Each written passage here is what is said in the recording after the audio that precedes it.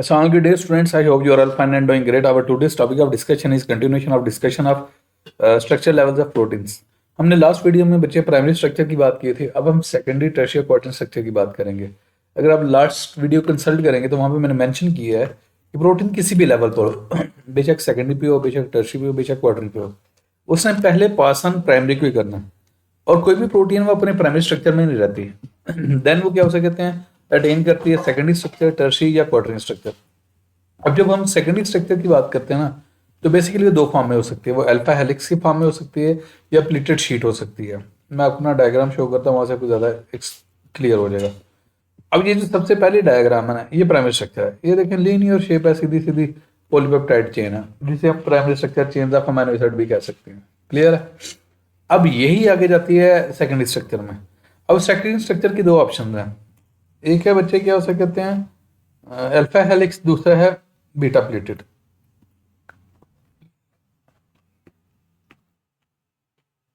ये ऊपर वाली डायग्राम देखें जिसे हम अल्फा हेलिक्स कहते हैं, ये हेलिकल शेप होती है. क्लियर. अच्छा, आपने इसको ना डीएनए के डबल हेलिकल स्ट्रक्चर से मिक्स नहीं करता.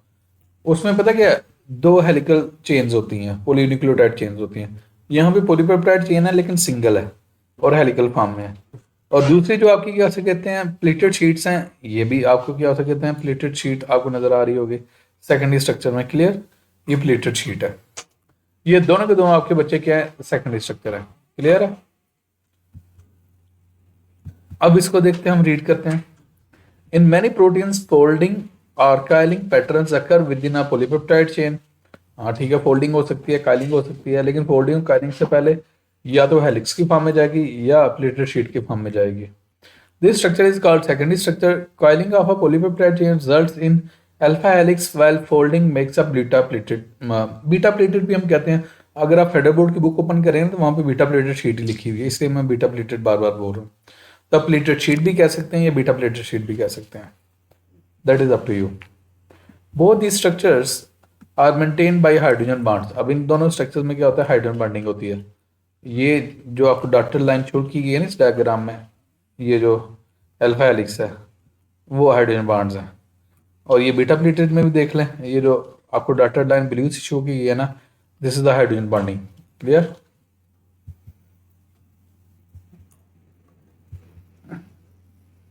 Okay, hydrogen bonds between amino and carboxylic group. अब आपका अमाइनो ग्रुप Na2 ग्रुप होता है और कार्बोक्सिलिक ग्रुप होता है COOH group of near by amino acid in the chain. Okay, next हम बात करते हैं टर्शियरी स्ट्रक्चर. अब एक बात याद रखना, हम कहते हैं प्रोटीन के ना फाइनल दो फॉर्म्स होती हैं, या वो फाइब्रस फॉर्म होती है या ग्लोबुलर फॉर्म होती है. अगर किसी प्रोटीन ने फाइब्रस फॉर्म में रहना हो ना, तो वो जो स्ट्रक्चर अटेन करती है ना, वो सेकेंडरी स्ट्रक्चर करती है. लेकिन अगर उसने ग्लोबुलर ग्लोबुलर मतलब होता है स्फेरिकल राउंड शेप जो होती है, अगर उसने ग्लोबुलर शेप में जाना है then it will attain the shape of level of tertiary structure और क्वार्टर स्ट्रक्चर. अब क्वेश्चन आता है अगर दोनों ग्लोबुलर हैं, दोनों स्फेरिकल है, तो फर्क क्या होगा टर्शियरी में और क्वार्टरी में. टर्शियरी स्ट्रक्चर में पता क्या होता है, यूजुअली वन पॉलीपेप्टाइड चेन होती है. अगर एक ही पॉलीपेप्टाइड चेन क्या उसे कहते हैं कॉइल्ड शेप में है, तो then that is a tertiary structure. और अगर क्या उसे कहते हैं एक से ज्यादा पॉलीपेप्टाइड चेन हो जाए, तो वो आपका क्या हो जाएगा, क्वार्टरनरी स्ट्रक्चर हो जाएगा. When there is aggregation of polypeptide chain then that will the quaternary structure. Clear. अच्छा, यहाँ पे दो बातें और इंपॉर्टेंट है. हम कहते हैं जो टर्शियरी स्ट्रक्चर है ना, वो ग्लोबुलर शेप है. अब ग्लोबुलर शेप में पता क्या होता है, अमाइनो एसिड या पॉलीपेप्टाइड चेन अपने आप को ना, मैं एक स्टेटमेंट बोलूंगा इंग्लिश की, उसको समझिएगा. During the tertiary structure polypeptide chain will orient itself in such a way that the hydrophobic amino acids will be buried inside, while on the surface of polypeptide chain there will be only hydrophilic amino acid. अब मैं बोलता हूँ पूरी बात मैंने क्या बोली है, कि जब टर्शियरी स्ट्रक्चर आता है ना, या ग्लोबुलर शेप होती है, पॉलीपेप्टाइड चेन अपने आप को इस तरह ओरिएंट कर लेती है कि जो उसके हाइड्रोफोबिक अमीनो एसिड्स होते हैं, हाइड्रोफोबिक अमीनो एसिड्स वो होते हैं we do not have affinity of for water, जिनकी वाटर के लिए एफिनिटी नहीं होती, वो अंदर की जाना बरीड होता है और सरफेस के ऊपर हाइड्रोफिलिक आ जाते हैं. हाइड्रोफोबिक अंदर की जाना बरीड होंगे और सरफेस के ऊपर क्या हो सकते हैं, हाइड्रोफिलिक होंगे. और hydrophilic, hydro mean water, philic mean loving. ये मैंने आपको सिंपल सी बात एक्सप्लेन कर दी. एनीवेज नेक्स्ट हम देखते हैं, इसको रीड करते हैं.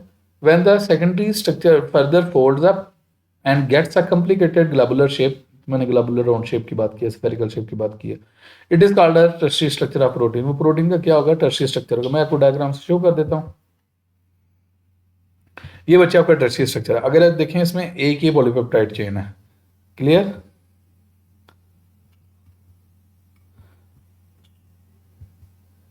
लेकिन ये अगर आप देखें ना क्वार्टरनरी स्ट्रक्चर में, कलर्स देख लें 1 2 3 4, तो मीन 4 डिफरेंट पॉलीपेप्टाइड चेन्स हैं।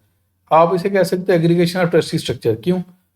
2-3 जो पॉलीपेप्टाइड चेन जो होंगे ना, जिनका टर्शियरी स्ट्रक्चर होगा, जब वो एग्रीगेट कर जाएंगे, आपस में फ्यूज कर जाएंगे, then they will retain the shape of the quaternary structure. Clear? इसको आप याद रखिएगा। The globular shape is maintain by ionic hydrogen and disulphide bonds. आपसे यहाँ पे एमसीक्यू आ सकता है या शॉर्ट क्वेश्चन आ सकता है कि which interactions are involved for maintaining the globular shape. तो आपने कहना है ionic bonding, hydrogen bonding and disulfide linkage या disulfide bonds, that is up to you. These bonds contribute to overall stability and shape of the protein. Amino acid is a polypeptide chain interact with water to give the most stable tertiary structure in the form of globular shape. वो globular shape attain कर लेगा, simple सी बात है। तो globular shape मैं पहले आपको बता चुका हूँ, जो राउंड शेप होती है या स्फेरिकल शेप होती है उसे हम globular shape करते हैं। These are hydrophilic and hydrophobic interaction. अब ये मैं बता चुका हूँ हाइड्रोफिलिक क्या हाइड्रोफोबिक क्या। वो प्रोटीन आपको इस तरह ओरिएंट करेगी कि अंदर की जानब क्या होंगे हाइड्रोफोबिक और सरफेस के ऊपर कौन से होंगे hydrophilic. The hydrophobic amino acid aggregate in such a way that they disrupt hydrogen bonding of the water molecules and so are buried inside. वही बात जो मैंने अभी आपको थोड़ी देर पहले बोली है कि अगर आप उसका स्ट्रक्चर देखेंगे तो जो हाइड्रोफोबिक अमीनो एसिड्स होंगे वो अंदर की जानब, ये अंदर की जानब छुपे होंगे जो हाइड्रोफोबिक होंगे। सरफेस के ऊपर जो होंगे ना वो जस्ट कौन से होंगे हाइड्रोफिलिक अमीनो एसिड्स होंगे। इसी वजह से हम कहते हैं जो ग्लोबुलर प्रोटीन्स होते हैं they are soluble in water, water के अंदर इजीली एडजस्ट हो जाती हैं। अब उसके कंपैरिजन में जो होती है ना फाइब्रस प्रोटीन, वो वाटर के अंदर सॉल्युबल नहीं होती। उसकी रीज़न ये है कि वो ग्लोबुलर शेप में नहीं होती, वो लीनियर शेप में होती हैं या फाइब्रस शेप में होते हैं। अब फाइब्रस शेप में अमीनो एसिड हाइड्रोफिलिक भी हो सकते हैं, हाइड्रोफोबिक भी हो सकते हैं, तो वो वाटर के अंदर एग्जिस्ट नहीं कर सकते। क्लियर? और इसीलिए अगर आप गौर करें आपकी बॉडी के अंदर जो है ना ये एंजाइम सेल्स के अंदर जो हैं ये ग्लोबुलर शेप होते हैं, इसलिए वो सेल के अंदर साइटोप्लाज्म में होते हैं। अब क्वेश्चन आता है कि सर फाइब्रस की कोई एग्जांपल दे सकते हैं? मैं कहता हूँ हाँ, कैराटीन है जो आपके नाखूनों के अंदर, नेल्स के अंदर है, आपकी स्किन के अंदर है, आपके हेयर्स के अंदर है, ये फाइब्रस फॉर्म में है और ये वाटर के अंदर सॉल्युबल नहीं है। क्लियर? ये वाली जो प्रोटीन है। एनीवेज नेक्स्ट देखते हैं हम।